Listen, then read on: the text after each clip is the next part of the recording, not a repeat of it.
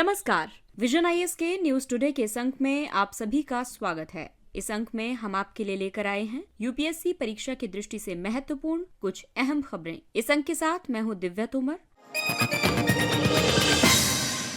आइए सबसे पहले बात करते हैं इस अंक की हेडलाइंस के बारे में। सड़क परिवहन और राजमार्ग मंत्रालय ने Bharat new car assessment programme launch किया। रुकी हुई आवास परियोजनाओं पर गठित समिति ने आवासन और शहरी कार्य मंत्रालय के समक्ष अपनी रिपोर्ट प्रस्तुत की। हिंद महासागर द्विध्रुव यानी इंडियन ओशियन डायपोल धनात्मक हो गया है। जापान फुकुशिमा परमाणु संयंत्र से उपचारित जल समुद्र में छोड़ेगा। आरबीआई के आंकड़ों के मुताबिक वित्त वर्ष 2023-24 में पहली बार बैंकिंग प्रणाली को 23,644.43 करोड़ रुपए के तरलता घाटे का सामना करना पड़ रहा है। और राष्ट्रीय बाघ संरक्षण प्राधिकरण ने धौलपुर करौली टाइगर रिजर्व को अंतिम मंजूरी प्रदान की। और आइए अब खबरों पर विस्तार से चर्चा करते हैं।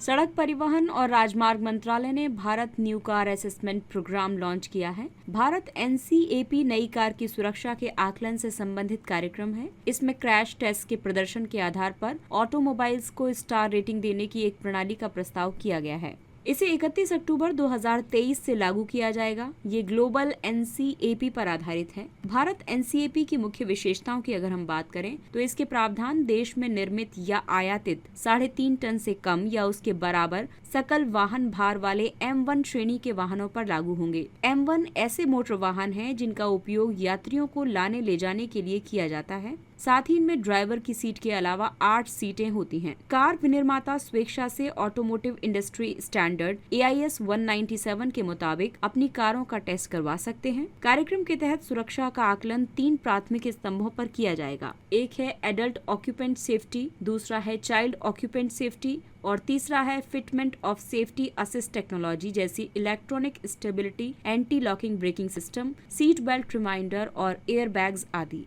कारों को एडल्ट और चाइल्ड सुरक्षा के लिए स्टार रेटिंग 1 से 5 स्टार प्रदान की जाएगी। लोकप्रिय वाहन मॉडल के बेस वेरिएंट यानी कि न्यूनतम 30,000 यूनिट्स की बिक्री या मंत्रालय द्वारा टेस्ट के लिए सिफारिश किए गए मॉडल को छोड़कर ये कार्यक्रम स्वैच्छिक प्रकृति का है। भारत में एनसीएपी का महत्व इसलिए है क्योंकि ये प्रतिस्पर्धी सुरक्षा को बढ़ाने वाला परिवेश तैयार करेगा। इससे उपभोक्ताओं के बीच भी जागरूकता बढ़ेगी। इससे सड़क दुर्घटनाओं में कमी आएगी। सड़क दुर्घटना से होने वाली मौतों में वर्ष 2024 तक 50% की कमी लाने का लक्ष्य रखा गया है। ये भारत में कार विनिर्माताओं की निर्यात क्षमता में वृद्धि करेगी। रुकी हुई आवास परियोजनाओं पर गठित समिति ने आवासन और शहरी कार्य मंत्रालय के समक्ष अपनी रिपोर्ट प्रस्तुत की। इस समिति का गठन केंद्रीय सलाहकार परिषद की सिफारिश पर MOHUA ने किया है। केंद्रीय सलाहकार परिषद का गठन रियल एस्टेट विनियमन और विकास अधिनियम 2016 यानी रेरा 2016 के तहत किया गया था। इस परिषद का अध्यक्ष आवासन और शहरी कार्य मंत्री है। इस रिपोर्ट में ये कहा गया है कि 4,12,000 आवासीय इकाइयां निर्माणाधीन हैं, जिनका मूल्य 4,08,000 करोड़ रुपए है। इनमें से 44% इकाइयां राष्ट्रीय राजधानी क्षेत्र दिल्ली से संबंधित हैं। परियोजनाओं के अवरुद्ध रहने का मुख्य कारण वित्तीय व्यवहार्यता की कमी है। इसकी वजह से परियोजनाओं की लागत में वृद्धि हो जाती है और इनके पूरा होने में देरी होती है। परियोजना से जुड़ी समस्याओं का समाधान करने से ज्यादा आवासीय इकाइयों का निर्माण संभव हो सकेगा और आर्थिक समृद्धि को भी गति मिलेगी। रिपोर्ट में ये भी सिफारिशें की गई हैं कि रियल एस्टेट विनियामक प्राधिकरण रेरा के तहत अनिवार्य पंजीकरण कराना होगा। ये हाउसिंग डेवलपर्स को उनके कार्यों और घर खरीदारों के साथ किए गए वादों के प्रति जवाबदेह बनाने के लिए जरूरी है। वहीं पुनर्सुधार पैकेज के लिए रुकी हुई परियोजनाओं को वित्तीय रूप से व्यवहार्य बनाने के लिए राज्य सरकारों द्वारा पुनर्सुधार पैकेज प्रदान किया जाना चाहिए। साथ ही रुकी हुई परियोजनाओं का वित्त पोषण करने के लिए इसे प्राथमिकता देनी चाहिए और किफायती तथा मध्यम आय वर्गीय आवास के लिए विशेष विंडो कोष यानी स्वामी का उपयोग करना चाहिए। रुकी हुई परियोजनाओं के लिए समाधान ये बताया गया है कि सभी हितधारकों जिसमें कि डेवलपर्स, फाइनेंसर, भूमि प्राधिकरण आदि को हेयर कट की प्रक्रिया अपनानी चाहिए। हेयर कट के तहत किसी लेनदार को जितना बकाया या अपेक्षित धन प्राप्त करना होता है वो उससे कम धन प्राप्त करने के लिए सहमत हो जाता है। वित्त पोषण आकर्षित करने के लिए परियोजनाओं की आंतरिक रिटर्न दर में सुधार करना चाहिए और भारतीय दिवाला तथा शोधन अक्षमता संहिता जैसी न्यायिक कार्रवाई को केवल अंतिम उपाय के रूप में अपनाना चाहिए। रियल एस्टेट विनियामक प्राधिकरण यानी अगर हम रेरा की बात करें तो ये कानून बेईमान बिल्डर्स द्वारा आवास उपलब्ध कराने में देरी करने और धोखाधड़ी करने पर उपभोक्ताओं को सुरक्षा उपाय प्रदान करने के लिए बनाया गया था। उन सभी परियोजनाओं को जो 500 वर्ग मीटर से ज्यादा की भूमि पर विकसित की जा रही हैं या जिनके तहत बनाए जाने वाले अपार्टमेंट की संख्या 8 से ज्यादा है, उन्हें संबंधित राज्य के रेरा में पंजीकृत किया जाना अनिवार्य है। रेरा रियल एस्टेट परियोजनाओं को विनियमित करने के लिए प्रशासनिक, अर्धन्यायिक, दंडात्मक, विनियामक और अनुपालन संबंधी कार्य करता है।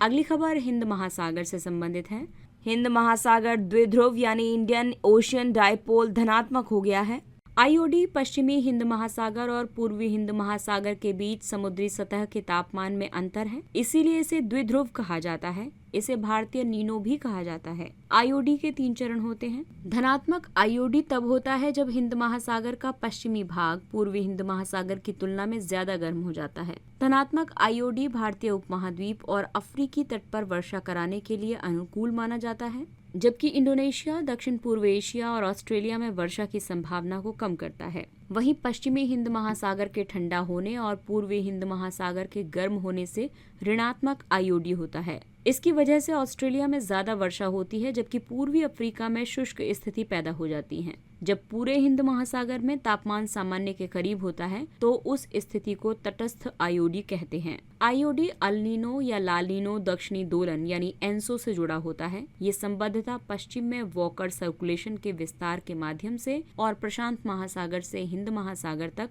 संबंधित गर्म जल के प्रवाह द्वारा प्रकट होती है। वॉकर सर्कुलेशन भूमध्य सागरीय प्रशांत क्षेत्र में वायु का प्रवाह है। धनात्मक आईओडी परिघटना सामान्य तौर पर अल्नीनो से जुड़ी होती है, जबकि ऋणात्मक आईओडी की परिघटना लानीना यानी कि असामान्य शीतलन से जुड़ी होती है। अल्नीनो परिघटना में मध्य और पूर्वी उष्णकटिबंधीय प्रशांत महासागर में महासागरीय सतह गर्म हो जाती है और लानीनो की परिघटना में मध्य और पूर्वी उष्णकटिबंधीय प्रशांत महासागर में महासागरीय सतह ठंडी हो जाती है। एनसो परिघटनाओं की तुलना में आईओडी के प्रभाव बहुत कमजोर होते हैं। अगली खबर है, जापान फुकुशिमा परमाणु संयंत्र से उपचारित जल समुद्र में छोड़ेगा। जापान 12 वर्ष के बाद फुकुशिमा परमाणु संयंत्र से 1.34 मिलियन टन उपचारित रेडियोधर्मी जल प्रशांत महासागर में छोड़ेगा। अंतर्राष्ट्रीय परमाणु ऊर्जा एजेंसी के मुताबिक उपचारित जल के छोड़े जाने से लोगों और पर्यावरण पर नाममात्र रेडियोलॉजिकल प्रभाव पड़ेगा। इस योजना का निष्पादन परमाणु संयंत्र की संचालक टोक्यो इलेक्ट्रिक पावर कंपनी करेगी। फुकुशिमा संयंत्र देश के पूर्वी तट पर अवस्थित है। ये स्थल राजधानी टोक्यो से लगभग 220 किलोमीटर उत्तर पूर्व में स्थित है। जापान का दावा है कि उसने संग्रहित जल के उपचार के लिए एडवांस लिक्विड प्रोसेसिंग सिस्टम का इस्तेमाल किया है।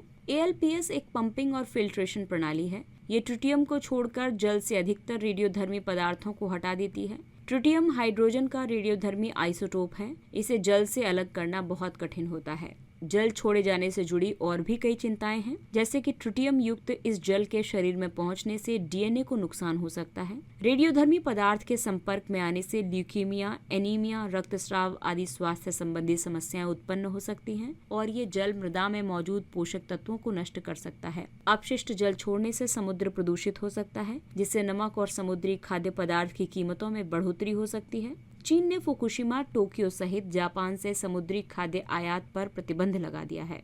अंतर्राष्ट्रीय परमाणु ऊर्जा एजेंसी की बात करें तो ये एक अंतर सरकारी संगठन है। इसे 1957 में स्थापित किया गया था, जिसका उद्देश्य परमाणु ऊर्जा के शांतिपूर्ण उपयोग को बढ़ावा देना और परमाणु हथियारों सहित किसी भी सैन्य उद्देश्य के लिए इसके उपयोग पर रोक लगाना है। RBI के आंकड़ों के मुताबिक वित्त वर्ष 2023-24 में पहली बार बैंकिंग प्रणाली को 23,644.43 करोड़ रुपए के तरलता यानी चल निधि घाटे का सामना करना पड़ रहा है। बैंकिंग प्रणाली में तरलता का मतलब है बैंकों की अल्पकालिक व्यावसायिक और वित्तीय जरूरतों को पूरा करने के लिए आसानी से उपलब्ध नकदी। RBI तरलता समायोजन सुविधा यानी LAF के माध्यम से बैंकिंग प्रणाली में तरलता को नियंत्रित करता है। तरलता समायोजन सुविधा यानी LAF का संचालन रेपो ऑक्शन और रिवर्स रेपो ऑक्शन के माध्यम से किया जाता है। रेपो ऑक्शन के तहत बैंकिंग प्रणाली में अधिशेष तरलता को कम किया जाता है। रिवर्स रेपो एक्शन के तहत बैंकिंग प्रणाली में तरलता को बढ़ाया जाता है। बैंकिंग प्रणाली में तरलता की कमी का मतलब है बैंकों के पास ग्राहकों की ऋण मांगों को पूरा करने के लिए पर्याप्त धन नहीं है। इस तरह से बैंकों पर अधिक जमा राशि जुटाने का दबाव होगा। इससे ब्याज दरें बढ़ेंगी। ये ऋण चाहने वाले लोगों को अपनी जरूरतों को पूरा करने के लिए अन्य तरीकों का सहारा लेने के लिए मजबूर कर सकता है। वर्तमान तरलता घाटे के पीछे कई कारण हैं, जैसे कि वृद्धिशील नकद आरक्षित अनुपात का कार्यान्वयन। ICRR बैंकिंग प्रणाली से अधिशेष तरलता को हटाने के लिए RBI ने बैंकों को 19 मई से 28 जुलाई तक की अवधि के लिए अतिरिक्त 10% निवल मांग और सावधि देयताओं को अलग रखने का आदेश दिया था। व्यवसायों द्वारा एडवांस टैक्स और GST का भुगतान करने की वजह से बैंकिंग क्षेत्र में वर्तमान में तरलता की कमी हो गई है। त्योहारों के कारण वर्तमान समय में कर्ज की मांग में बढ़ोतरी हुई है और RBI द्वारा डॉलर की बिक्री करने से भी बैंकिंग प्रणाली में तरलता की कमी हो जाती है। इसीलिए तरलता प्रवाह को बनाए रखने के लिए RBI ने कई प्रयोग किए हैं और उनके साधन हैं सीमांत स्थायी सुविधा, वेरिएबल रेट रेपो ऑक्शन और वैधानिक तरलता अनुपात।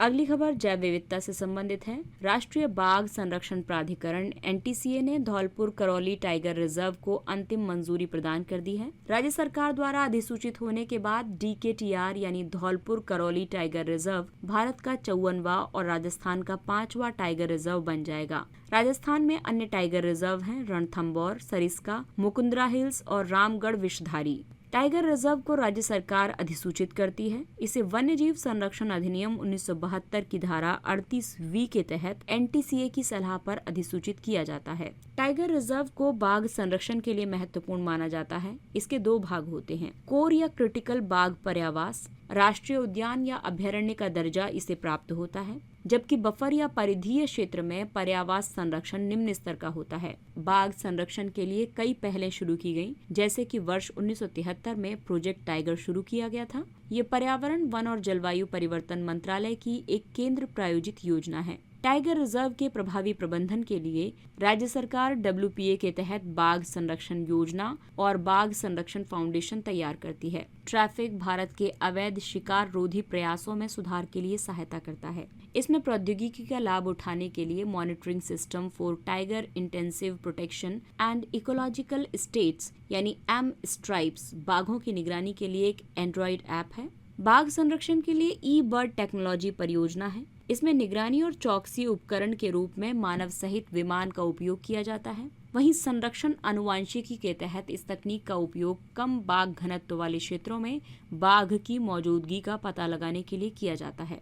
राष्ट्रीय बाघ संरक्षण प्राधिकरण की बात करें तो ये नई दिल्ली में है।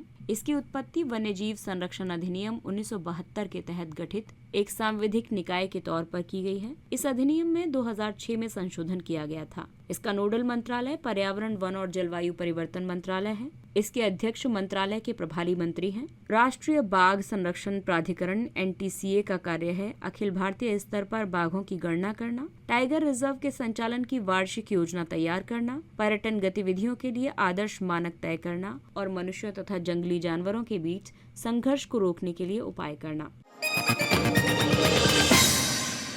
और आइए बात करते हैं कुछ अन्य महत्वपूर्ण सुर्खियों के बारे में। अफ्रीकी संघ ने सैन्य तख्ता पलट के कारण नाइजर को अपनी सभी गतिविधियों से निलंबित कर दिया है। अफ्रीकी संघ इथियोपिया के अदीस अबाबा में है। अफ्रीकी संघ एक महाद्वीपीय संगठन है। इसके 55 सदस्य देश हैं, जिसमें नाइजर भी शामिल है। इसकी उत्पत्ति 2002 में अफ्रीकी एकता संगठन की जगह की गई थी। इसका उद्देश्य स्वयं के नागरिकों द्वारा संचालित एकीकृत, समृद्ध और शांतिपूर्ण अफ्रीका का निर्माण करना है। अफ्रीकी यूनियन में भारत के सहयोग से संचालित प्रोजेक्ट पैन अफ्रीकी नेटवर्क प्रोजेक्ट, भारतीय तकनीकी और आर्थिक सहयोग कार्यक्रम शामिल है। अगला टॉपिक है अल्ट्रा प्रोसेस्ड फूड। विश्व स्वास्थ्य संगठन WHO के अध्ययन के मुताबिक भारत में 10 वर्षों में अल्ट्रा प्रोसेस्ड फूड की बिक्री में तेजी से वृद्धि हुई है। अल्ट्रा प्रोसेस्ड फूड खाद्य पदार्थों की एक ऐसी श्रेणी है जिन्हें व्यापक प्रसंस्करण प्रक्रिया से गुजारा जाता है। इनमें अधिक मात्रा में एडिटिव्स शामिल होते हैं। एडिटिव्स होते हैं प्रिजर्वेटिव, आर्टिफिशियल फ्लेवर, रंग आदि। अल्ट्रा प्रोसेस्ड फूड का उदाहरण है स्नैक्स, सोडा, फास्ट फूड उत्पाद आदि। अल्ट्रा प्रोसेस्ड फूड के ज्यादा सेवन से मोटापा, पाचन संबंधी समस्याएं, टाइप 2 मधुमेह, हृदय संबंधी विकार आदि हो जाते हैं। इसके तहत कई पहलें की गई हैं। फसाई ने न्यूट्रास्यूटिकल्स यानी अतिरिक्त पोषण और अल्ट्रा प्रोसेस्ड फूड के क्षेत्र में उभरी नई चुनौतियों की समीक्षा करने और उन्हें रेखांकित करने के लिए एक समिति का गठन किया है। India post payments bank (IPPB) की स्थापना 2018 में संचार मंत्रालय के अधीन की गई थी। इसे इंडिया पोस्ट के विशाल नेटवर्क का उपयोग पेमेंट बैंक के रूप में करते हुए बैंकिंग सेवाओं की पहुंच बढ़ाने के लिए स्थापित किया गया था। पेमेंट्स बैंक अधिकतर बैंकिंग सेवाएं प्रदान कर सकते हैं, हालांकि वे ऋण नहीं दे सकते और न ही क्रेडिट कार्ड जारी कर सकते हैं। IPPB में भारत सरकार की 100% इक्विटी होती है।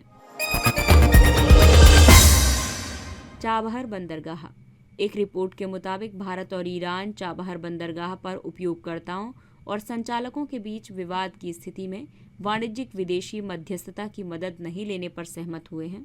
चाबहार भारत की पहली विदेशी बंदरगाह परियोजना है। ये ईरान के दक्षिण पूर्वी सिस्तान बलूचिस्तान प्रांत में ओमान की खाड़ी में स्थित है। इस परियोजना के 2 बंदरगाह हैं, शाहिद कलंतरी और शाहिद बहिश्ती। इसे एक प्रवेश द्वार की तरह माना जाता है जो भारत को पाकिस्तान से गुजरे बिना अफगानिस्तान और अंततः मध्य एशिया तक पहुंच प्रदान करता है। होर्मुज जलडमरू मध्य और हिंद महासागर के पास अपनी सामरिक अवस्थिति के कारण ये बंदरगाह व्यापक संभावनाएं प्रदान करता है। और आइए अब चर्चा करते हैं सुर्खियों में रही शब्दावली के बारे में। Eco anxiety. इको एंजाइटी को पृथ्वी ग्रह के गर्म होने के कारण उत्पन्न होने वाले भय, उदासी और अनहोनी की अत्यधिक आशंका के रूप में परिभाषित किया गया है। ये पोस्ट ट्रॉमेटिक स्ट्रेस डिसऑर्डर, विपदा यानी बाढ़ से आर्थिक हानि के कारण आत्महत्या, अधिक गर्मी की वजह से आक्रामक व्यवहार या परेशान करने वाले तनाव का कारण बन सकती है। क्लाइमेट डूमिज्म। क्लाइमेट डूमिज्म एक प्रकार की विचारधारा है जो मानती है कि मानव समुदाय जलवायु परिवर्तन के खिलाफ अपनी लड़ाई हार चुका है और मानव जाति विलुप्ति की कगार पर है। ये इस विचार पर आधारित है कि अब मानव समुदाय उस स्थिति से आगे निकल चुका है जहां से अब ग्लोबल वार्मिंग को रोकने के लिए कुछ भी नहीं किया जा सकता है। WHO दक्षिण पूर्व एशिया क्षेत्र मानसिक स्वास्थ्य कार्य योजना 2023 से 30। ये योजना दक्षिण पूर्व एशिया में मानसिक स्वास्थ्य को बढ़ावा देने और मानसिक विकारों को रोकने के लिए शुरू की गई है। इससे पहले WHO साउथ ईस्ट एशिया क्षेत्र के सदस्य देशों ने जन केंद्रित मानसिक स्वास्थ्य देखभाल और सेवाओं तक सार्वभौमिक पहुंच पर पारो घोषणा पत्र 2022 को अपनाया था। पारो घोषणा पत्र में समुदाय आधारित मानसिक स्वास्थ्य नेटवर्क के लिए वित्त पोषण बढ़ाने और दवाओं एवं पुनर्वास सेवाओं को निरंतर उपलब्धता सुनिश्चित करने की बात कही गई है। WHO द्वारा जारी विश्व मानसिक स्वास्थ्य रिपोर्ट 2022 के अनुमानों के अनुसार वैश्विक स्तर पर लगभग 1 अरब लोग मानसिक विकार से पीड़ित हैं। मिथाइलोटुविमा-इक्रोबियम ब्यूरेंट्स 5GB1C। मिथाइलोटुविमा-इक्रोबियम ब्यूरेंट्स 5GB1C एक मिथेनोट्रॉफ जीवाणु स्ट्रेन है। मिथेनोट्रॉफ मीथेन भक्षी सूक्ष्मजीव है। ये लैंडफिल साइट्स, धान के खेतों और तेल तथा गैस के कुओं जैसे प्रमुख उत्सर्जन स्थलों से मीथेन को हटाने में सक्षम है। इस बैक्टीरिया का बड़े पैमाने पर उपयोग करके 2050 तक 240 मिलियन टन मीथेन को वायुमंडल में उत्सर्जित होने से रोका जा सकता है। ये बैक्टीरिया मीथेन का उपयोग करने के बाद बायोमास का उत्पादन करते हैं। इस बायोमास का जलीय कृषि में खाद के रूप में उपयोग किया जा सकता है। अपनी संरचना के कारण मीथेन वायुमंडल में कार्बन डाइऑक्साइड की तुलना में प्रति अणु ऊष्मा को रोके रखती है। इस वजह से ये उत्सर्जन के बाद 20 वर्षों तक CO2 की तुलना में 85 गुना अधिक हानिकारक हो जाती है। इसके अलावा ये कुल ग्लोबल वार्मिंग के लगभग 30% के लिए जिम्मेदार है। Respiratory syncytial virus (RSV). US food and drug administration ने RSV से नवजात शिशुओं की रक्षा करने के लिए पहली वैक्सीन एब्रिसवो को मंजूरी दी है। ये वैक्सीन गर्भवती माताओं को गर्भावस्था के बाद के चरणों में दी जाती है। RSV एक अत्यधिक संक्रामक वायरस है। ये सभी आयु वर्ग के व्यक्तियों, विशेषकर शिशुओं और बुजुर्गों में श्वसन संक्रमण का कारण बनता है। ये दुनिया भर में शिशुओं में निचले श्वसन मार्ग के रोगों का सबसे आम कारण है। RSV वैक्सीन 60 वर्ष और उससे अधिक उम्र के लोगों के लिए भी उपलब्ध है। Seamless M40 artificial intelligence model. Facebook की मूल कंपनी मेटा ने सीमलेस 40 नाम से AI मॉडल लॉन्च किया है। ये AI मॉडल लगभग 100 भाषाओं में speech to text, text to speech, speech to speech और टेक्स्ट टू टेक्स्ट अनुवाद कर सकता है। इसे 200 से ज्यादा भाषाओं में सेवाएं देने वाले text to text machine translation AI model no language left behind का सुधार माना जा रहा है। इसके साथ ही ये अंक समाप्त होता है। अगले अंक में फिर मुलाकात होगी कुछ अन्य महत्वपूर्ण खबरों के साथ। तब तक अपने लक्ष्य के लिए तत्पर रहिए और अगर आपको हमारा कंटेंट अच्छा लगता है तो इसे लाइक, सब्सक्राइब और शेयर जरूर करें। और अब हमें यानी विजन IAS की पूरी टीम को दीजिए इजाजत। नमस्कार।